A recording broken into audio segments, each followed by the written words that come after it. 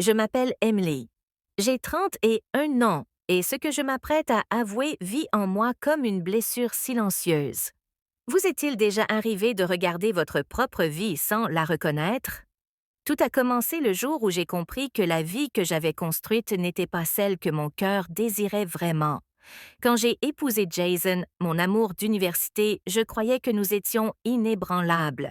Il était le genre d'homme que l'on admire, calme, posé, fiable, celui qui n'oublie jamais un anniversaire, qui s'assure que les factures sont payées et que la maison reste debout malgré toutes les tempêtes. Pendant des années, je me suis dit que c'était ça, l'amour, la constance, la fiabilité, le confort. Mais quelque part en chemin, le confort est devenu silence. Nos rires se sont éteints, remplacés par des emplois du temps et des soirées polies. J'ai essayé de me convaincre que c'était normal, que le vrai mariage parlait moins de papillons et davantage d'endurance. Mais au fond de moi, il me manquait le battement, l'élan, la sensation que l'amour pouvait encore me couper le souffle. Puis il y a eu Noah. Il n'était pas un étranger, c'était le plus proche ami de Jason, quelqu'un qui faisait partie de nos vies depuis des années. Et pourtant, soudain, il était différent. Il dégageait une énergie qui remplissait chaque espace où il entrait, une énergie qui rendait tout un peu plus vivant. Là où Jason planifiait chaque chose à la minute près, Noah vivait à l'instinct. Et quand il me regardait, c'était comme s'il voyait la part de moi que j'avais oubliée. Tout a commencé innocemment.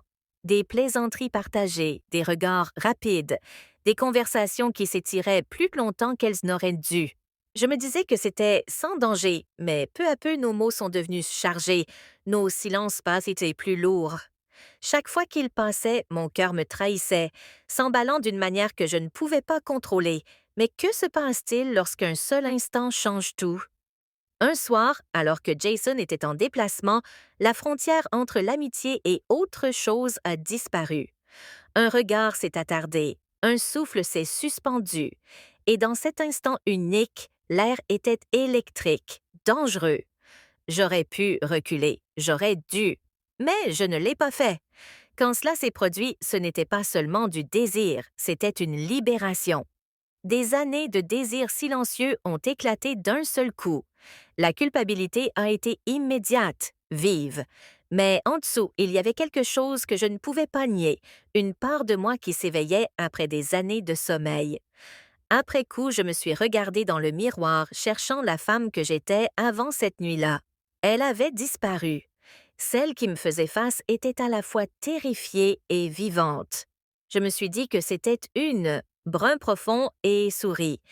Tu es magnifique, au fait. Je ris un peu trop vite. Cette vieille robe n'est pas d'accord. Non, sérieusement, dit-il en buvant une gorgée. Tu l'as toujours. Les mots restèrent entre nous comme de la fumée, une fumée douce et dangereuse. Nous nous assîmes dans le salon. Je croisai les jambes, soudain consciente de l'ampleur de ma robe. Les yeux de Jake glissèrent une seule fois vers ma cuisse nue avant qu'il ne détourne poliment le regard. Je me raclai la gorge. Alors, comment vont les cours? Ennuyeux, répondit-il avec un sourire. Je préférerais faire quelque chose de mes mains. J'avalais difficilement ma salive. L'air changea. Peut-être que je me faisais des idées. Peut-être que ce n'était que mes pensées folles. Mais je le sentais. Je pris une autre gorgée de citronnade, essayant de garder un ton léger. Tu es doué avec les outils, non? Oui, j'aide parfois mon oncle pour des travaux de plomberie. Et comme ça, une idée s'insinua dans mon esprit.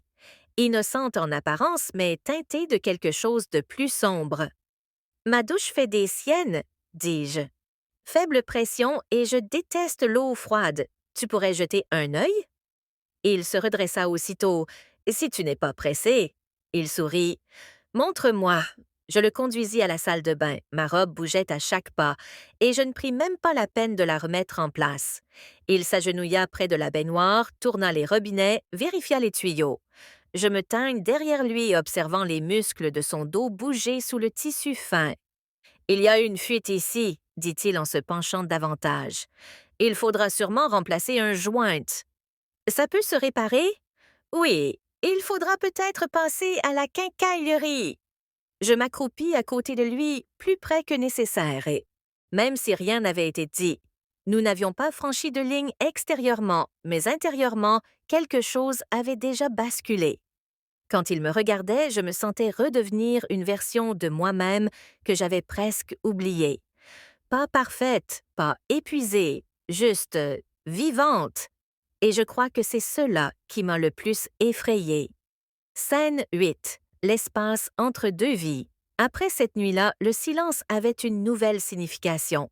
Chaque regard avait du poids. Chaque mot restait suspendu un peu trop longtemps. J'ai commencé à m'habiller avec plus d'intention, des détails subtils, une touche de couleur, un bijou que je n'avais pas porté depuis des années. Je me disais que c'était pour moi, mais au fond, je savais très bien qui je voulais voir remarquer. Ethan, bien sûr, a remarqué, mais pas de la manière que j'espérais. Tu sembles distraite ces derniers temps, a-t-il dit un soir, d'un ton léger, mais avec un regard attentif. Quelque chose au travail? J'ai souri trop vite. Un gros projet, ai-je répondu. Il a hoché la tête, confiant, et cette confiance aveugle m'a fait plus mal que la colère n'aurait jamais pu le faire. Ce soir-là, je suis restée assise dans ma voiture, sur l'allée, longtemps après être rentrée. La lumière du salon brillait doucement à travers la fenêtre. Une image parfaite de paix domestique. À l'intérieur de cette maison se trouvait tout ce que j'étais censée vouloir. Et pourtant, assise là dans l'obscurité silencieuse, je me sentais étrangère à ma propre vie. Scène 9. La pluie qui a brisé le silence. Une semaine plus tard, la pluie est revenue. Une de ces pluies de Seattle qui semble interminable, douce, régulière, rythmée, le genre de pluie qui rend tout plus lourd et plus intime. Il était tard lorsque Lucas m'a proposé de me raccompagner. « Allez, tu vas être trempé, a-t-il dit avec légèreté. J'ai hésité, puis j'ai accepté. Le trajet s'est fait dans le calme. Les essuie-glaces balayaient le pare-brise dans un mouvement lent et hypnotique. Nous parlions de travail, de musique, de rien d'important. Mais sous chaque mot, il y avait le murmure de quelque chose de plus profond, quelque chose de non dit. Quand il s'est arrêté devant ma maison, je n'ai pas ouvert la porte tout de suite. Pendant un moment, tout ce que j'entendais, c'était de la pluie contre la vitre. Puis il a dit doucement, « Tu n'as pas à faire semblant d'aller bien tout le temps. » Quelque chose en moi s'est fissuré. Je voulais dire « ça va », mais les mots ne venaient pas.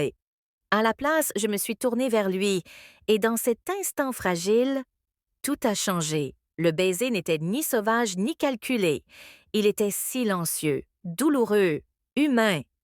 Et quand il s'est terminé, il n'y a eu ni victoire ni soulagement, seulement le poids lourd et tranchant de savoir que quelque chose d'irréversible venait de se produire.